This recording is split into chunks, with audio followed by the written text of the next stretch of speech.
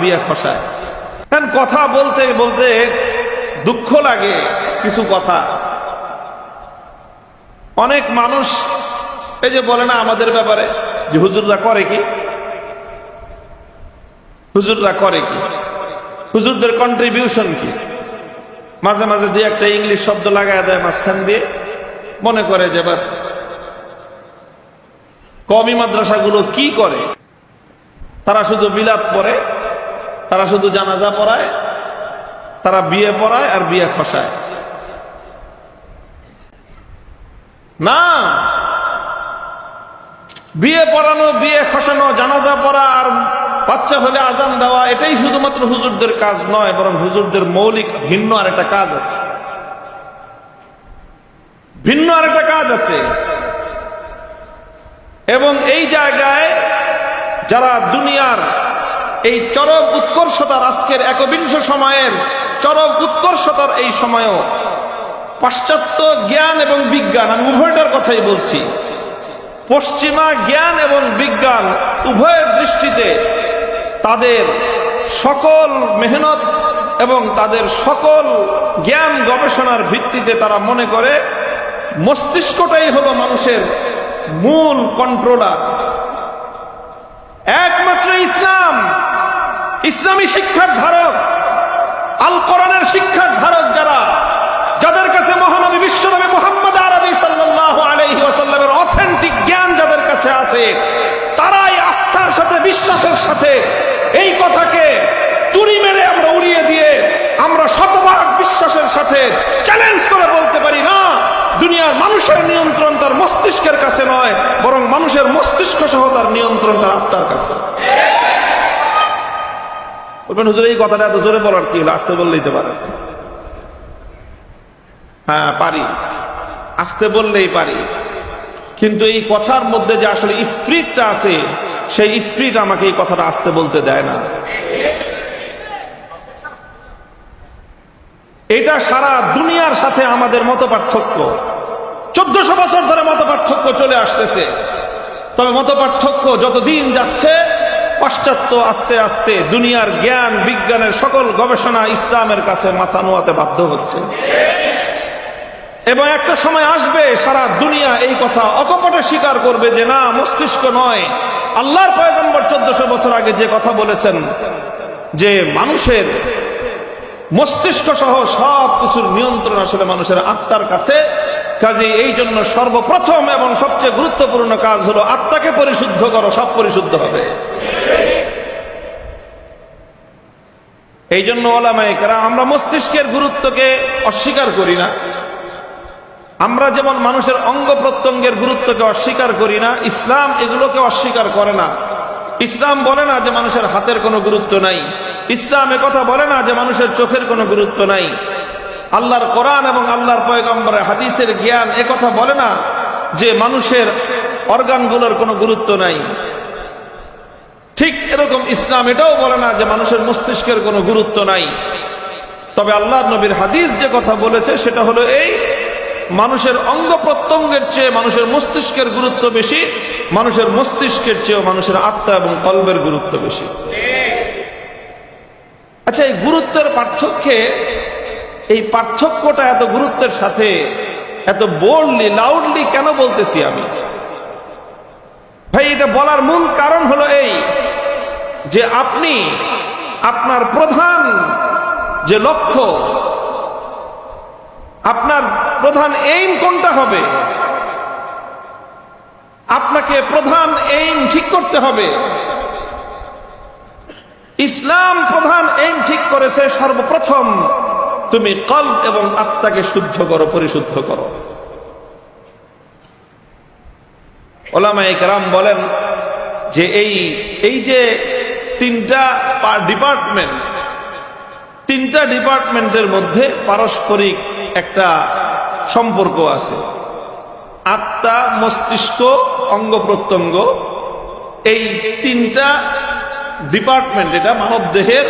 আরে ভাই, মানুষ তো একটা শুধু ছোট্ট দেহ না, মানুষের এই ছোট্ট দেহটা, এটাকে বলা হয় আল আলামুস সাগীর। এই পৃথিবীটা হলো আল আলামুল কবীর। এটা হলো বড় জগৎ, আর এই মানুষের 3.5 হাত বডি, এটা হলো ছোট একটা জগৎ। মানব দেহের মধ্যে সারা পৃথিবীর বিশ্ব জগতের একটা, এটাকে মানে মিনি জগৎ আল্লাহ পাক রব্বুল আলামিন একটা মানব দেহকে সৃষ্টি করেছেন। মানব দেহটা যেইভাবে পরিচালিত হয় সেই আদলেই সারা পৃথিবীটা পরিচালিত হয়। হাকিমুল ইসলাম কারি তৈয়ব সাহেব রহমতুল্লাহ আলাই চমৎকার ভাবে দীর্ঘ এক আলোচনার মাধ্যমে তিনি এটা বিশ্লেষণ করে দেখিয়েছেন যে মানব দেহটা কিভাবে এই গোটা পৃথিবীর একটা ছোট্ট নমুনা, একটা ক্ষুদ্র জগতের নমুনা এটা। তো যেমন একটা দেশ জাতি পরিচালিত হয়, আধুনিক কালে বর্তমান সময়ে আমাদের যে রাষ্ট্রটা পরিচালিত হচ্ছে বাংলাদেশ, এই রাষ্ট্র কোত্থেকে পরিচালিত হচ্ছে আপনারা বলতে পারেন? মূল এটার হেড অফিস কোথায় কোথায় বলতে পারেন? অনেকে বলবে দেশ পরিচালিত হওয়ার প্রধান যে নিয়ন্ত্রণ, সেন্ট্রাল যেই কন্ট্রোলার, সেটা হলো সচিবালয়। সচিবালয়, সেখান থেকে সকল মন্ত্রণালয়গুলো চলে, সব মন্ত্রীরা সেখানে যায়, মন্ত্রীদের মাধ্যমে সচিবরা সেখানে সকল ডিসিশনগুলো, সিদ্ধান্তগুলো গ্রহণ করে, তারপর সেখান থেকে সারা দেশের সকল জায়গায় সেই সার্কুলারগুলো পৌঁছে যায়। এইভাবে দেশটা পরিচালিত হয়। তো এই সারা দেশের স্থানীয় প্রশাসন, এটা হলো মানুষের অঙ্গ প্রত্যঙ্গের মতো, আর সচিবালয়টা হলো মানুষের মস্তিষ্কের মতো। সচিবালয়, মানুষের মস্তিষ্কটা হলো সচিবালয়ের মতো, আর অঙ্গ প্রত্যঙ্গগুলো হলো স্থানীয় প্রশাসনের মতো। আর ইসলামের দৃষ্টিভঙ্গি অনুযায়ী মস্তিষ্ক হলো সচিবালয়ের মতো, আর আত্মা এবং কলব এটা হলো যিনি মূল রাষ্ট্রপ্রধান, বর্তমান আমাদের দেশের প্রধান উপদেষ্টার কার্যালয়, যেখান থেকে সকল ডিসিশন চূড়ান্তভাবে সিদ্ধান্ত হয়, সেই জায়গাটাই হলো আত্মা এবং কলব। এই যে একটা সার্কেল, যেখানে হয় রাষ্ট্রপ্রধান আর না হয় সরকার প্রধান, প্রধানমন্ত্রী বলেন অথবা রাষ্ট্রপতি বলেন, যিনি রাষ্ট্রের মূল নির্বাহী, ডিসিশন মেকিং যার হাতে, যিনি ডিসিশন মেকার, তিনি কখনো গণভবনে থাকেন, কখনো তিনি যমুনায় থাকেন, কখনো তিনি প্রাইম মিনিস্টার কার্যালয়ে থাকেন।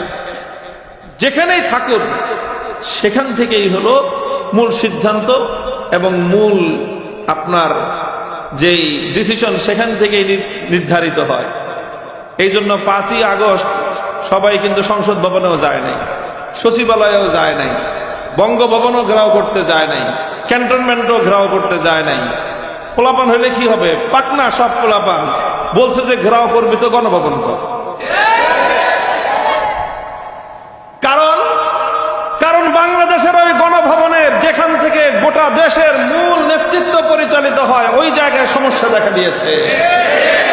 ওটাকে পরিশুদ্ধ না করে সচিবালয় পরিশুদ্ধ করে লাভ হবে না, ওটাকে পরিশুদ্ধ না করে বঙ্গভবন দখল করে লাভ হবে না, ওটাকে পরিশুদ্ধ না করে সংসদ ভবন দখল করে লাভ হবে না।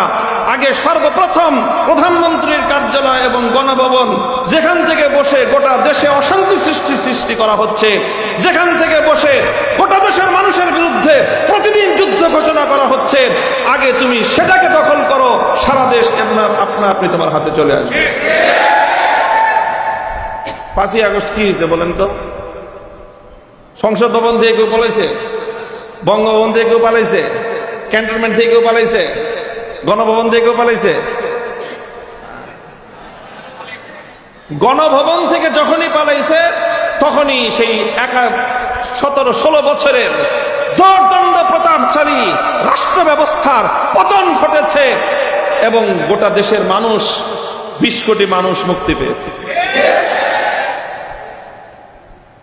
মুহতারাম হাজিরিন, এই যে কথাটা দেখেন, একটা মানুষ, একটা জায়গা, একটা চেয়ার, এটার জায়গাটা যেরকম গুরুত্ব, এবং সে যতদিন পর্যন্ত তার আপন জায়গায় বসেছিল এই গোটা সচিবালয় কিন্তু তার গোলামি করেছে।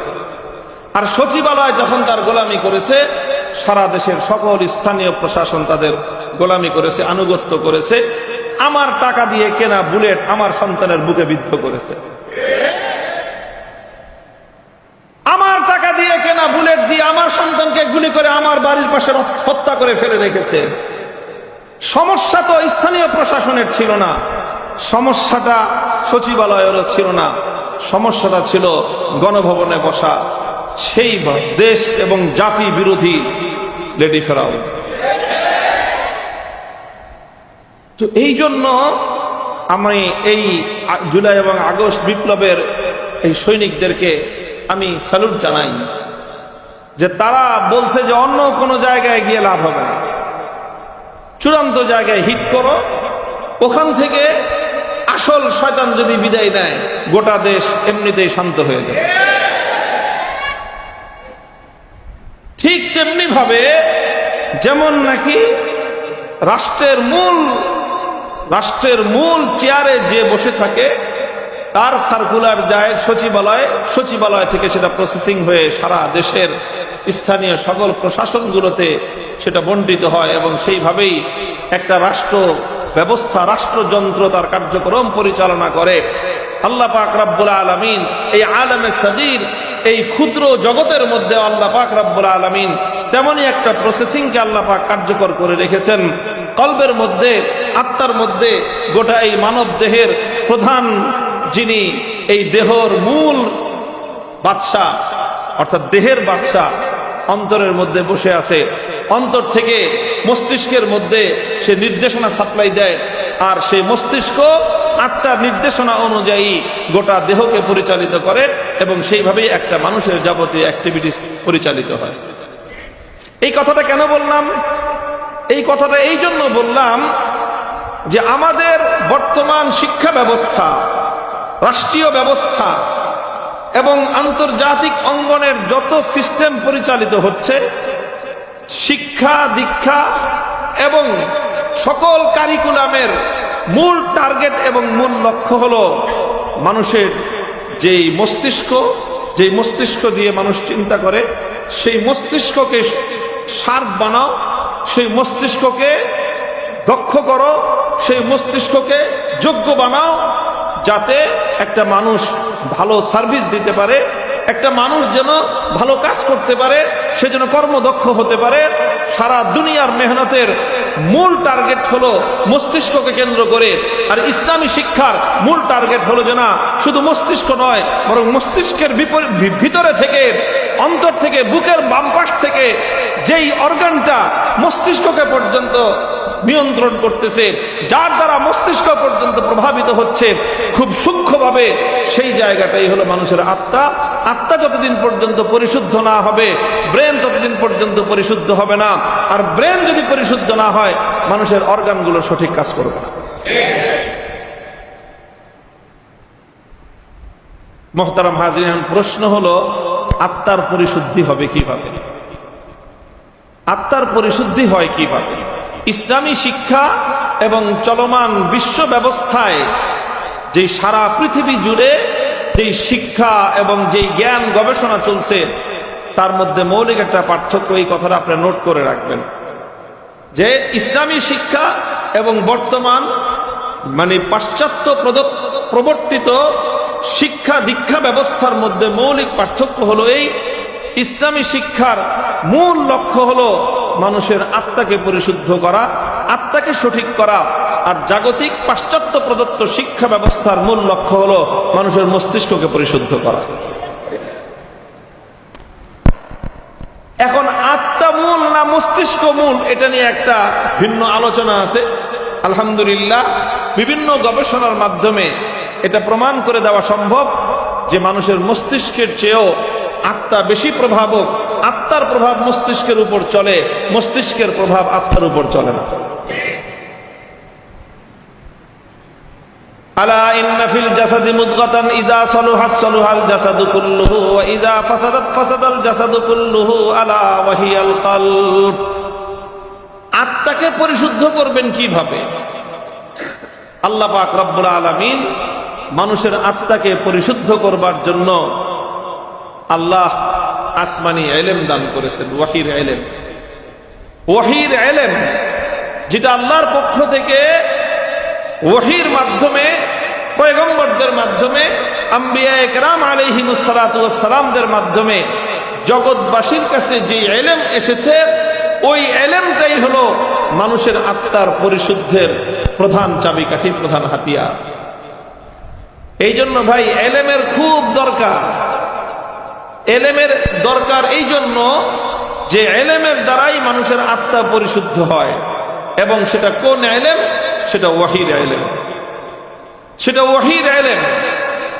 এই ওয়াহির ইলম যাদের কাছে আছে তাদেরকেও বুঝতে হবে এবং অন্যদেরকেও বুঝতে হবে যে এই ওয়াহির ইলমের ধারক যারা, তারা হলো প্রধানত মানুষের আত্মার চিকিৎসক, মানুষের হার্ট স্পেশালিস্ট। তারা হার্ট স্পেশালিস্ট হলেন তারা যাদের কাছে আসমানি ওয়াহির ইলম থাকে।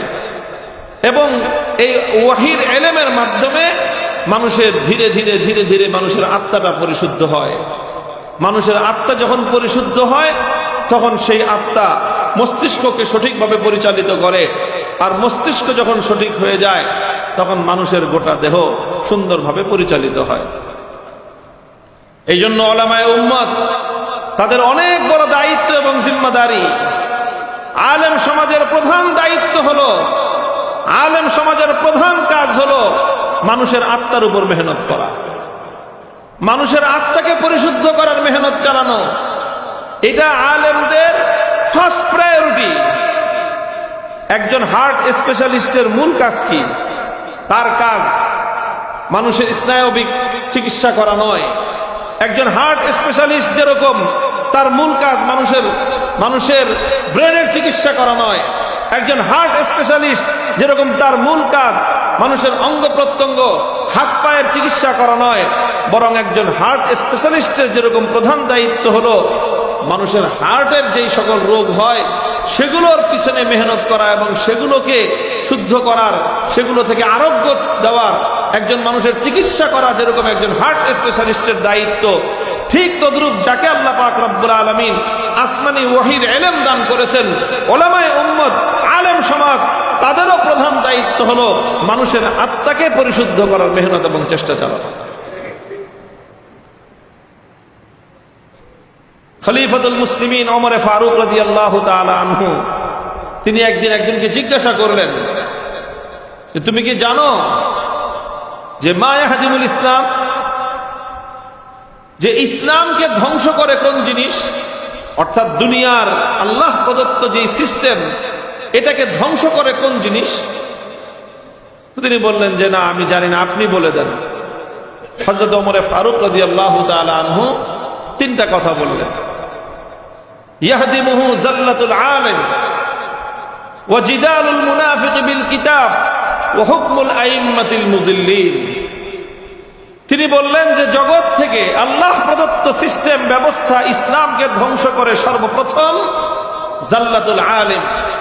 কোন একজন আলেম যার কাছে কোরআন এবং হাদিসের ইলম আল্লাহ পাক রব্বুল আলামিন যার বক্ষে আমানত রেখেছেন, সেই আলেমের যখন পদস্খলন হয়, একজন আলেমের যখন পদস্খলন হয়, এটা আল্লাহর জমিন থেকে ইসলামকে ধ্বংসের সর্বপ্রথম কারণ। 2 নম্বর কারণ ওয়াজিদালুল মুনাফিক বিল কিতাব। মুনাফিক আল্লাহর কিতাব নিয়ে ঝগড়া করে, মুনাফিক আল্লাহর কিতাব নিয়ে ঝগড়া করে। এটা খলিফাতুল মুসলিমিন ওমর ফারুকের বক্তব্য, অর্থাৎ এটা আল্লাহর রাসূল থেকে প্রাপ্ত শিক্ষার আলোকে উনি বলেছেন। এই কথাটা প্রকারান্তরে আল্লাহর নবীর শিক্ষা যে ইসলামকে ধ্বংস করার প্রথম হাতিয়ার হলো একজন আলেমের পদস্খলন। 2 নম্বর হাতিয়ার হলো মুনাফিক যখন আল্লাহর কিতাব কোরআন নিয়ে যখন ঝগড়ায় লিপ্ত হয়, এটা হলো ইসলাম ধ্বংসের দ্বিতীয় হাতিয়ার। 3 নম্বর হাতিয়ার হলো ওয়া হুকমুল আইম্মাতিল মুদিল্লিন। মানুষকে বিভ্রান্তকারী নেতৃবর্গ, মানুষকে বিভ্রান্তকারী শাসকবর্গ, তারা যখন শাসন কার্য পরিচালনা করে মানুষকে বিভ্রান্তকারী শাসকবর্গ যখন শাসন কার্য পরিচালনা করে তখন এর দ্বারাও আল্লাহর জমিনে আল্লাহর দ্বীন ইসলাম ধ্বংসপ্রাপ্ত হয়। কয়টা বললাম? তিনটা। এক নম্বর হলো আলেমের পদস্খলন, দুই নম্বর হলো মুনাফিক ব্যক্তি যখন আল্লাহর কিতাব নিয়ে ঝগড়া করে, তিন নম্বর হলো যে মানুষকে বিভ্রান্তকারী শাসক যখন শাসন কার্য পরিচালনা করে, এটার দ্বারাও আল্লাহর দ্বীন ধ্বংস হয়। আচ্ছা, আলেমের পদস্খলনটা কি জিনিস সেটা একটু পরে বলতেছি। মুনাফিক আল্লাহর কিতাব নিয়ে ঝগড়া করে, এর অর্থটা কি? এর অর্থ বিভিন্ন সময়ে আমরা হাদিসের ব্যাখ্যা গ্রন্থ পড়ে বিভিন্নভাবে বুঝেছি।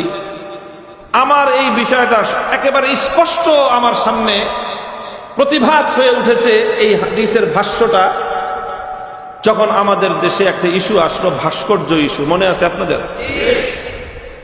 এই আমার সাথে সর্বপ্রথম সরাসরি বাজাবাজি শুরু হলো এই ভাস্কর্য আর মূর্তি নিয়ে। ওই সময় আমি লক্ষ্য করেছি জিদালুল মুনাফিক বিল কিতাবের অর্থ কি, একেবারে চাক্ষুষ দৃষ্টান্ত সহ বুঝতে পেরেছি জিদালুল মুনাফিক বিল কিতাব কি অর্থ। এটা ওই সময় লক্ষ্য করলাম যে কিছু কিছু মানুষ তারা কোরআনের রেফারেন্স দেয়, তারা আল্লাহর নবীর হাদিসের রেফারেন্স দেয়। কোরআন হাদিসের রেফারেন্স দিয়ে তারা কি সাব্যস্ত করে? তারা সাব্যস্ত করে যে কোনটা তিমসাল, কোনটা তাসবীর। বলে যে এখানে হযরত সুলাইমান আলাইহিস সালাতু ওয়াস সালামের সময়ে সুলাইমান আলাইহিস সালাতু ওয়াস সালাম তিনি জিন্নাতদেরকে দিয়ে ইয়ামালুনা লাহু মা ইয়াশাউ মিন মাহারিব ওয়া তামাসিল ওয়া জিফানিন কাল জওয়াব, সুলাইমান আলাইহিস সালাতু ওয়াস সালাম তামাসিল বানাইতেন। কোরআনে পাকে একটা শব্দ আছে কি? তামাসিল। তার একটা বহু বচন, এর এক বচন হলো তিমসাল। তিমসাল আরবি ভাষায় ব্যবহার হয় দুইটা অর্থে। তিমসাল কখনো ব্যবহার হয় কোন প্রাণীর গঠিত আকৃতিকেও তিমসাল বলা হয়। তো হযরত সুলাইমান আলাইহিস সালাতু ওয়াস সালামের নির্দেশে জিন জাতি আল্লাহর পয়গম্বর সুলাইমান আলাইহিস সালামের নির্দেশে তারা এরকম তিমসাল নির্মাণ করত। এটা আল্লাহর কোরআনে বলেছে। এই তো কোরআনের এই আয়াত থেকে দেখলাম যে উষ্টা খায়া পশ্চিম দিকে পড়ে না কোনোদিন। বুঝেন নাই? মানে কোনোদিন পা পিছলে পড়ে গেলেও তো পশ্চিম দিকে পড়বে না, ভুলেও সেজদা করে না, নামাজ পড়বে তো দূরের কথা। এই জাতীয় মানুষরা তারা আল্লাহর কোরআন দিয়ে দলিল দিতে লাগলো যে এই যে ভাস্কর্য নির্মাণ করা হচ্ছে এটা কোরআনে সমস্যা, কোরআন বিরোধী না, বরং আল্লাহর কোরআন এই ভাস্কর্য বানাইতে বলছে। নাউজুবিল্লাহি মিন যালিক। কিছু মানুষ দেশব্যাপী এক তর্ক শুরু করে দিল এবং আলেমদের সাথে তর্ক শুরু করলো, এবং তাদের তর্কের হাতিয়ার আল্লাহর কোরআন। কোরআন দিয়ে তারা দলিল দেয় যে ভাস্কর্য বানানো যায়। মুহতারাম হাজিরিন, কোরআন দিয়ে তারা প্রমাণ দিতে আরম্ভ করলো। আমি তখন একটা কথা বলেছিলাম, হাটহাজারী মাদ্রাসায় আল্লামা জুনায়েদ বাবুনগরী রহমতুল্লাহ আলাইহি পাশে বসা ছিলেন। লম্বা তখন কথা বলি নাই, বলছিলাম একটা কথা, ঠিক আছে তোমরা কোরআনের দ্বারা প্রমাণ দিচ্ছ যে ভাস্কর্য বানানো বৈধ, আচ্ছা ঠিক আছে, আমি তোমাদের তর্কের খাতিরে তোমাদের প্রমাণটা শুনলাম। তোমরা আগে আমাকে একটা জবাব দাও যে আল্লাহর কোরআনের দ্বারা যেটা চূড়ান্ত ভাবে সাব্যস্ত হবে সেটা তো মানবা তোমরা? যদি আমি তাদেরকে জিজ্ঞাসা করি যে আল্লাহর কোরআনের দ্বারা চূড়ান্ত ভাবে যেটা সাব্যস্ত হবে নিরপেক্ষ বিশ্লেষণের পর, সেটা তোমরা মানবা তো? কারণ তুমি যেহেতু আল্লাহর কোরআনের দ্বারা তোমার যুক্তির পক্ষে, তোমার মতবাদের পক্ষে তুমি প্রমাণ দিচ্ছ, তার অর্থ কি তুমি কোরআন মানো, তাই না? আরে ভাই, কোরআনের দ্বারা যে ব্যক্তি প্রমাণ দিচ্ছে এটা কি মিন করে যে সে কোরআন মানে, তাই না? আচ্ছা, তুমি যেহেতু আল্লাহর কোরআনের দ্বারা ভাস্কর্যের সপক্ষে তুমি প্রমাণ পেশ করছো, তাহলে আসো আগে আমরা এটা ডিসাইড করি যে আমরা কোরআন মানবো কি মানবো না। যদি বলো যে তোমরা কোরআন মানো, তাহলে সাব্যস্ত করবা জীবনের কোথায় কোথায় তোমরা কোরআন মানবা বলো। রাষ্ট্র ব্যবস্থায় কোরআন মানবা কিনা, রাজনীতিতে কোরআন মানবা কিনা, নির্বাচনে কোরআন মানবা কিনা, অর্থনীতিতে কোরআন মানবা কিনা, ব্যাংক ব্যালেন্সে কোরআন মানবা কিনা, প্রতিটা ক্ষেত্রে কোরআন মানবা কিনা, আগে সেটা লিখিত পরিত ডিট করো, তারপরে আমরা আল্লাহর কোরআনের দ্বারা তোমাদের সঙ্গে যুক্তি তর্কে যাব। তখন এদের মুখ বন্ধ। কারণ এই কথা যদি তারা মেনে নেয় যে আল্লাহর কোরআন মানবো, তাহলে জীবনের ধান্দাবাজি সব এক জায়গায় বন্ধ হয়ে যাবে। তারা কোরআন মানে না, তারা আল্লাহর কোরআনকে মানে না, তারা আল্লাহর কোরআনকে অনুসরণ করতে চায় না।